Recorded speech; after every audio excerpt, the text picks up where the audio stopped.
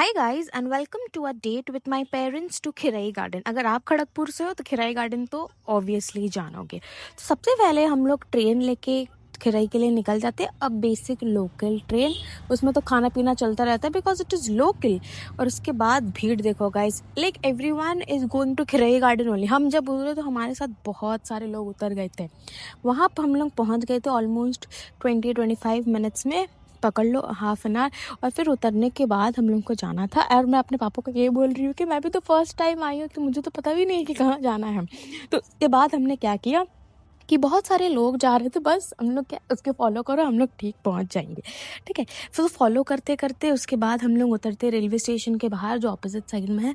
जाने के बाद हम लोग देखे कि यहाँ पर से दुकान शुरू हो चुका है। सो वी थॉट कि हाँ यहीं पर गार्डन होगा, लेकिन नहीं, गार्डन सामने नहीं था। तो हमें एक टैक्सी या फिर कुछ भी वैन लेके, जिसका रेंट होता है 20 रुपीज़, तो बैठ के चल जाना पड़ता है। और फिर हम लोग पहुँच जाते हैं खिरई गार्डन।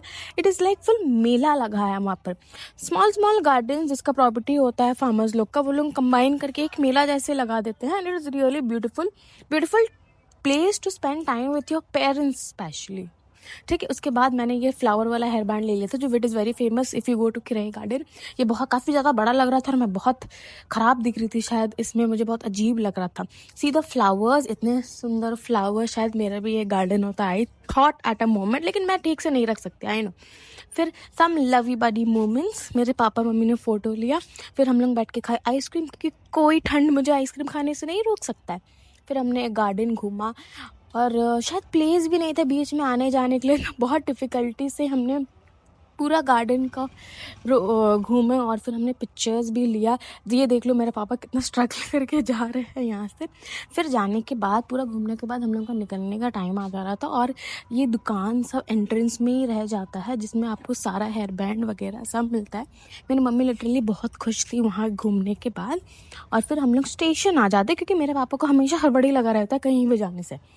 तो स्टेशन आने के बाद हमें थोड़ी ही देर बाद में ट्रेन भी मिल जाता है। और हम ट्रेन में बैठ के सेम थिंग कि आधा घंटा में हम लोग पहुँच जाते हैं। मेरी मम्मी को तो ट्रेन से ही नींद आने लग गया था, मैं क्या ही बताऊँ। खड़गपुर पहुँचने के बाद हम लोग चले जाते हैं लंच करने। उसके बाद मैं कुछ रिकॉर्ड नहीं पाई क्योंकि मेरे फ़ोन में चार्ज नहीं था। बाय।